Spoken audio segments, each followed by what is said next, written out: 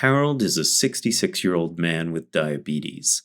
He doesn't participate in the recommended 150 minutes of physical exercise per week, but has been working with his doctor to manage his diet and increase his activity level. Over the past 2 days, Harold's noticed that he's had increased swelling in his left leg and is beginning to develop a fever and cough. He spoke with his physician, who recommended he come in immediately for an examination for concerns of a potential deep vein thrombosis. Deep vein thrombosis, or DVT, occurs when a blood clot forms in one or more of the deep veins in your body, typically in your legs. Deep vein thrombosis can cause pain or swelling, but also can occur with no symptoms. You can get DVT if you have certain medical conditions that affect how your blood clots. A blood clot in your legs can also happen if you don't move for a long time, such as after you've had surgery or an accident, when you're traveling a long distance, or when you're on bed rest. Deep vein thrombosis can be very serious because blood clots in your veins can break loose, travel through your bloodstream, and get stuck in your lungs, blocking blood flow. We've asked Dr. Rick Ikesaka to talk about deep vein thrombosis. Dr. Ikesaka is an assistant professor in the Department of Medicine at McMaster University. Thank you very much for joining us today, Rick. My pleasure. Let's start off with the basics. What are some of the signs and symptoms of deep vein thrombosis, or DVT? Sure. So it can be difficult to pick out what symptoms are from a DVT because they tend to be very nonspecific, and most people don't usually pay too much attention to it. Most commonly, people present with swelling, redness, or pain in their legs, and most people would describe it as kind of a crampy pain that stays there in their leg. Often it will get worse with time if it's not treated or investigated. When you have these symptoms, it's important to be investigated for it, and it's important also to note that when people have these symptoms in their leg and have a DVT, many times they can also present with a pulmonary embolism or blood clot in their lung at the same time.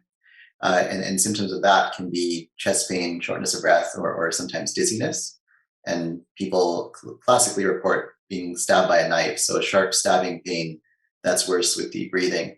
And so those are really the symptoms that we'd ask people to look out for when we're worried about deep vein thrombosis or other types of clots.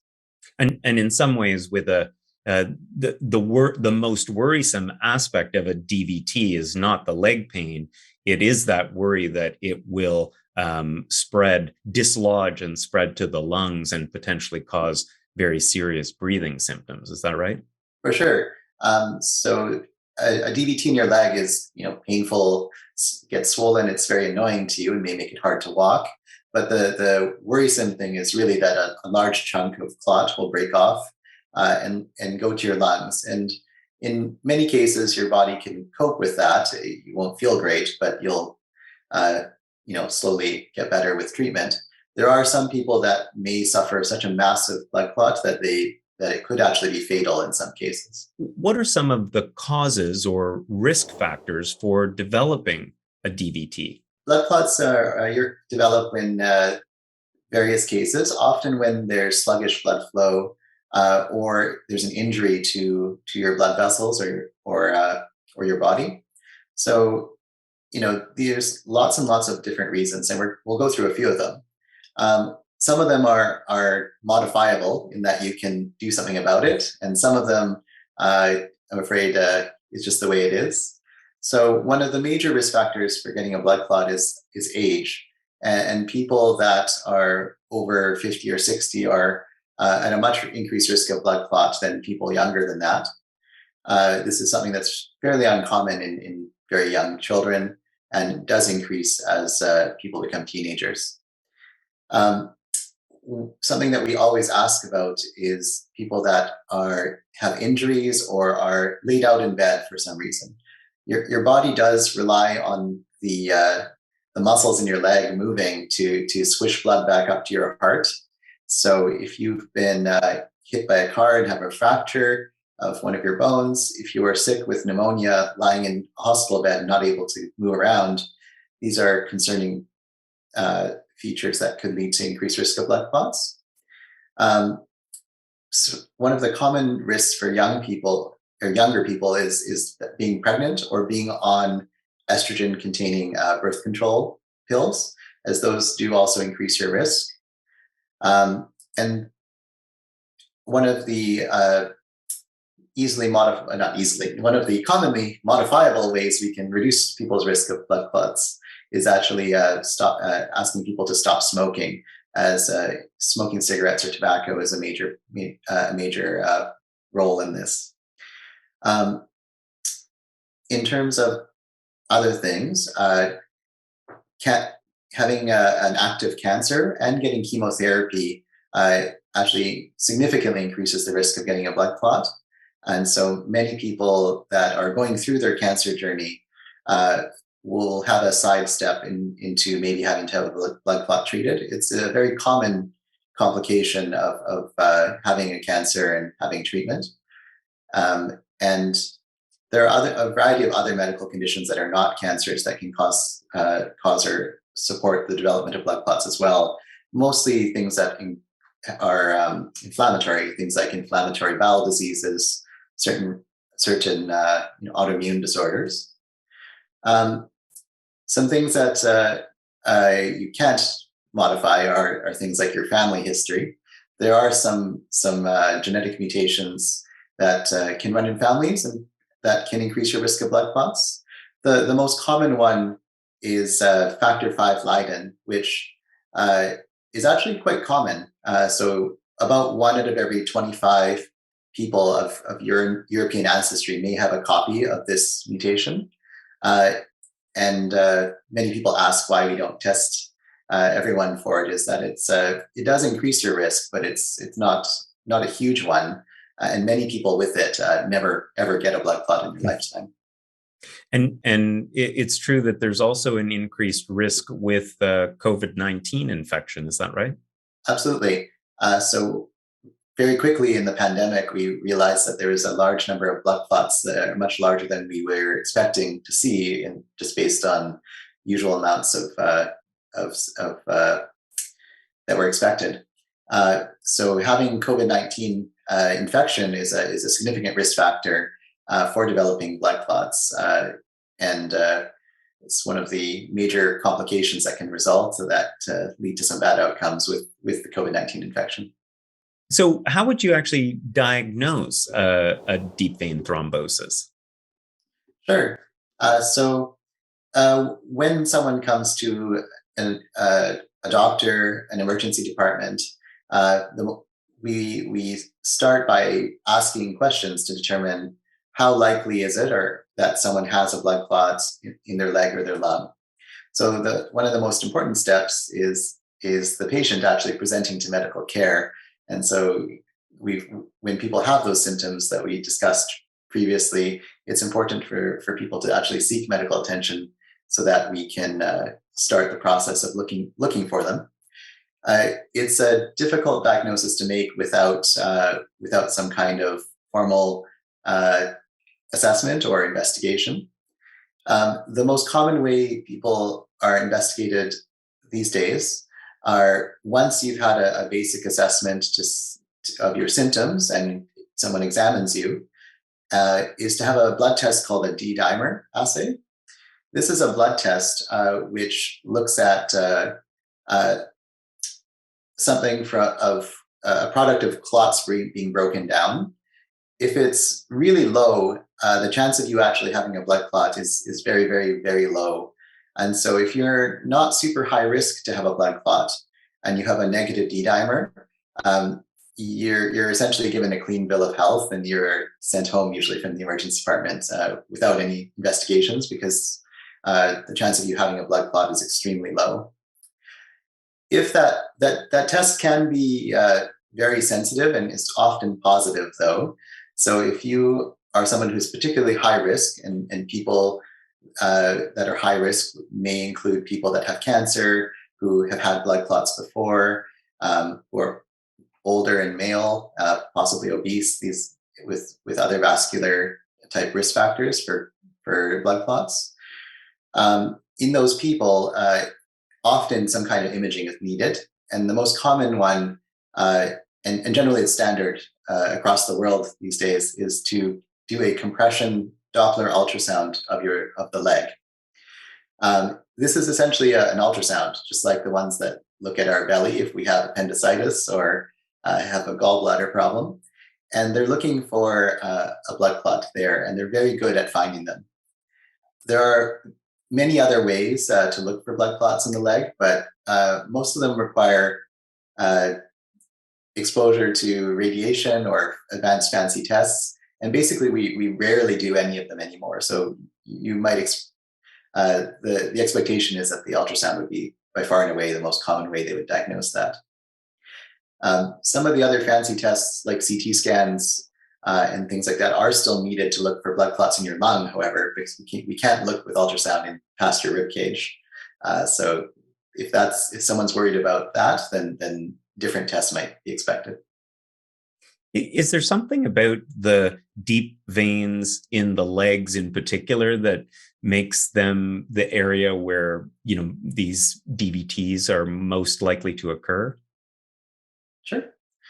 So your legs are one of the farthest points for your body. And essentially, if you think of blood like a slow-moving river, it takes a lot of effort to get the blood back from your legs back to your heart. And if you're standing up, you are fighting gravity to do that. Often it's just where there are large veins which can collect blood, and where your body has sometimes more difficulty getting blood back to the rest of the body. And anytime blood is sitting around, it has a tendency to clot, which is what it's supposed to do when you're injured, but not what's supposed to happen when you're healthy and well. So is there anything that adults can do to prevent or reduce the risk of developing a DVT? So lots of things. So one of the major reasons you get blood clots is that the blood is pooling in your legs and not moving. So being active, and avoiding prolonged periods of time of sitting or standing still or laying in bed are important things to do. If you are in a situation where you're going to be sitting around for a long period of time, short periods of time are nothing to worry about. So if you are watching a Netflix movie and sitting for a couple hours, there's no increased risk to that. But if you're looking at long distance car trips, air travel, transcontinental over 5 to 8 hours, there can be increased risk in those settings where you're sitting in one position for a long period of time. And so, we'll chat a little bit about, I guess, ways to get blood moving again. One of the most important things to prevent blood clots would be to not smoke and to remain active and maintain a normal weight. Just most of the risk factors for heart disease that we talk about are also risk factors for developing clots in the veins. So having a normal BMI and not smoking are important interventions to reduce your risk of getting blood clots. The other thing I would mention is there are certain situations where you're at particularly high risk of getting a blood clot.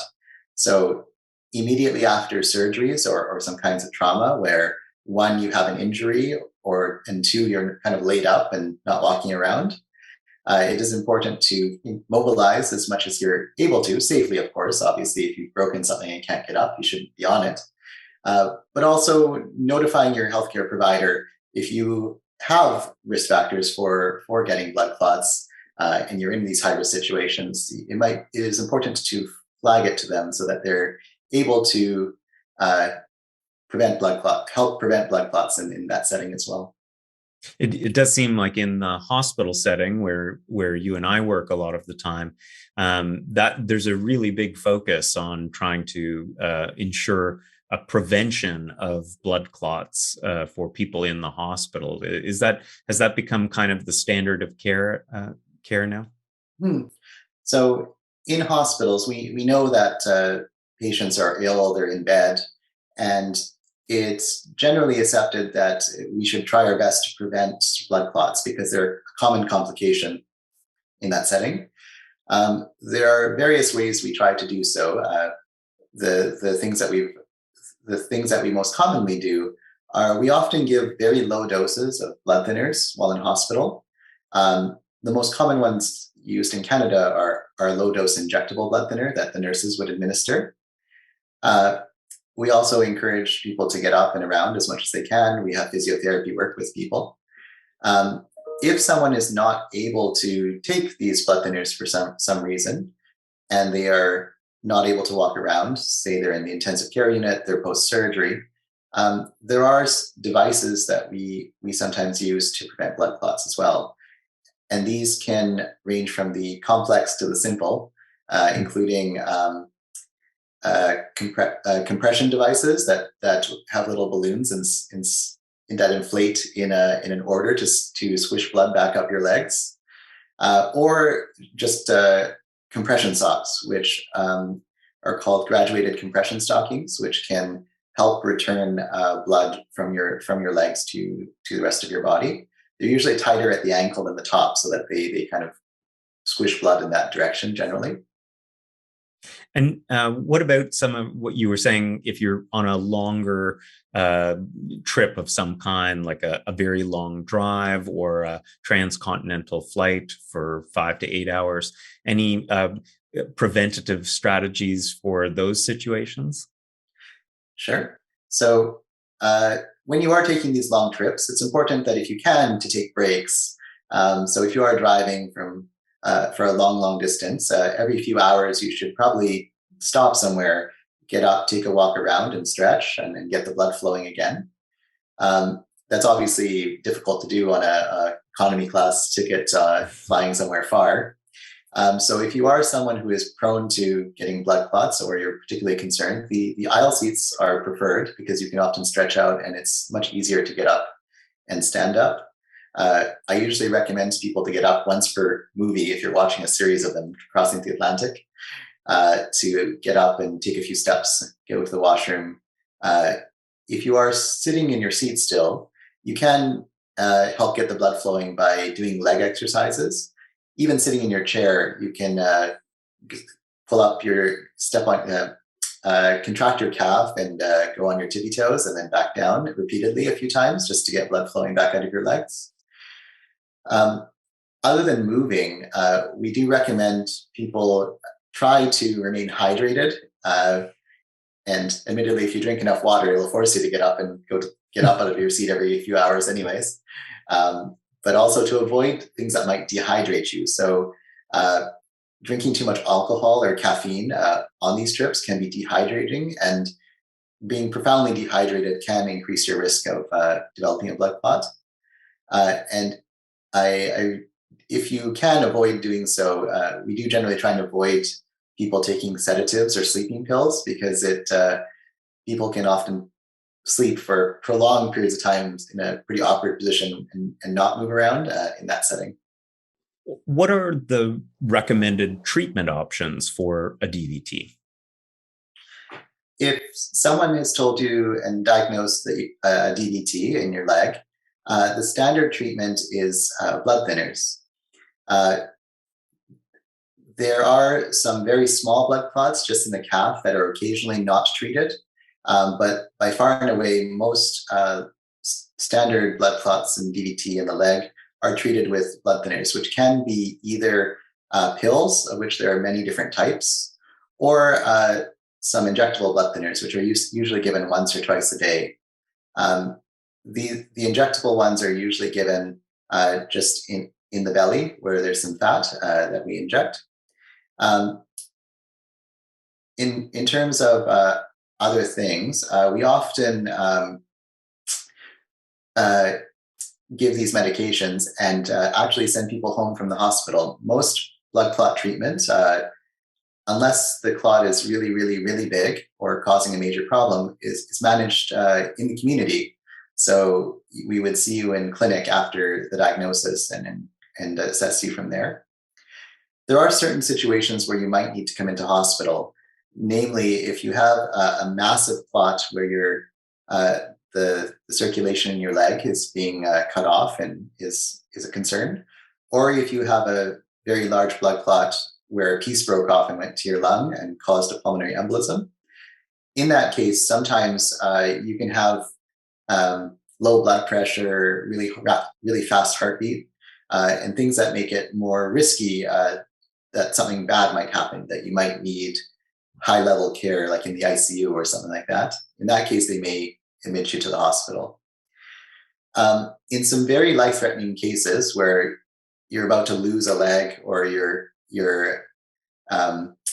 really close to needing having a cardiac arrest or some very serious complication, there are clot buster drugs that can be used, which are different than the blood thinners that are used almost all the time.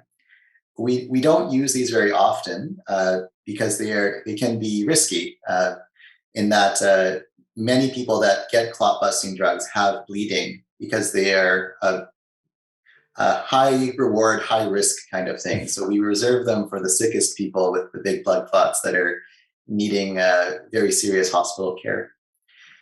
We do use these same drugs in people that have heart attacks and strokes, so we have lots of experience with them.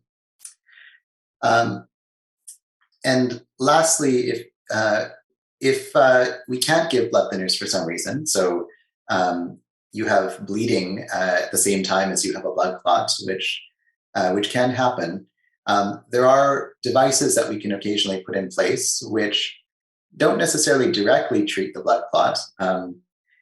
There's a device called an inferior vena cava filter, which can be put in your belly. And this is it's a little cage or net that stops large chunks of blood clot from flying up out of your leg and going to your lung. It doesn't necessarily treat the clot in your leg, but it will protect you from going to the intensive care unit or dying from a massive blood clot in your lung from the leg. We don't prefer this as our first option, but it is an option if for some reason we can't use blood thinners in someone. It sounds like there's sort of a threefold approach to the treatment, which is mostly about what we might call secondary prevention. Try to prevent the clot from getting any bigger and causing more symptoms in the leg. Importantly, prevent the clot from breaking loose and going to the lung. And as you said, worst case scenario, if you can't take an anticoagulant, then maybe one of those nets to prevent that could work. And then I guess the third piece is to try to prevent you from having more DVTs. Is that right? Yes.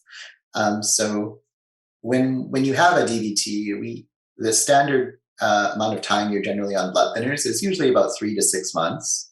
But there are ways we try and find out whether people are high risk to have another blood clot in the future, or if it was just a one and done kind of scenario.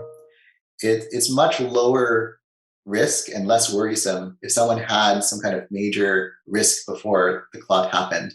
So immediately post-surgery, traumas, things like that, because that's a risk that's going to go away. Your fracture is going to heal, you're going to get better. And after treating a blood clot for a little while, we don't expect a high risk for it to come back. It's actually much more worrisome if you just suddenly have a blood clot in your leg, if you were just living your life being well and you were at the grocery store. And so in some people like that, we do recommend that people remain on blood thinners, or at least some form of blood thinners for long term to prevent a second clot from coming. I mean, one of the common questions, not just the blood thinners themselves, is about compression stockings, actually. And in terms of those, we often prescribe them to our patients who are complaining of leg swelling or symptoms of fullness or soreness of their leg, because the compression from these compression stockings can help that. particularly the swelling if you're on your feet for a long period of time. What we've found that they don't do is really prevent you from having future blood clots in most cases. Uh, there's some evidence that if you use them in the post-surgery setting, that they might help reduce your risk of blood clots. But for general people that are coming into our clinics with new blood clots, they have not been proven to reduce your risk of having a second clot. They do help some people with symptoms, though, and so they're still part of our options for treating people. In terms of one of the scenarios where they might be of benefit is long-term air travel, though. So we have some studies that looked at using compression stockings on long-term air travel flights, and while it's not super certain, there might be an improvement or less blood clots if you do wear them in those sort of high risk scenarios. So, what advice would you have, or how would you help to manage our patient Harold, who's come in with some of these symptoms? Harold is presenting with swelling in his left leg, and there's some symptoms of a fever and a cough. So when someone presents like this, it's not clear what the underlying diagnosis is. A blood clot is definitely possible. Fever and cough can be symptoms of having a blood clot in your lung. They're not the most common symptoms, but they can be. To start, often a chest x-ray would be done to rule out pneumonia or infection, just because that's by far and away one of the most common causes of a fever and cough these days. And I guess pneumonia was these days actually more COVID than pneumonia. But after that, it's important to get some additional details of, one, we have how long it's been there for. It's important to know if he's had any other risk factors for developing a blood clot. So if he's had recent surgery, if he's been treated for any other kind of cancer, if he has any other medical disorders that places him at an increased risk. We do know from his history that he's the right demographic. He's 66, he's male, he has other medical problems, including diabetes. So these are all things that come into play. We would always also check people's vital signs to make sure that their heart rate, blood pressure, and everything is okay. Based on that, it would decide whether or not he's high risk for a clot or not. And in the setting, if there's no evidence of an infection or pneumonia, he would be considered high risk. And we would arrange an ultrasound of his leg to look for a blood clot. And this is often arranged in an emergency department, but some clinics have that ability to do those imaging studies as well. And then you might do some of the blood work tests you mentioned earlier, like looking at the D dimer, and if you were to have a positive D dimer blood test, and the ultrasound did show evidence of a DVT, you would at that point, would you likely start that patient on anticoagulation medicine? Mm-hmm. So once the blood tests are done, once the imaging is completed, and we've made the diagnosis of a blood clot in the leg, we start people right away on blood thinners, because the highest risk period for people having a complication is before treatment is started. Once people are on blood thinners, unless people have a bleeding side effect from the blood thinner itself, the risk from the blood clot itself and pieces breaking off is vastly reduced. And so it's important, once we make that diagnosis, to start people on blood thinners as soon as possible.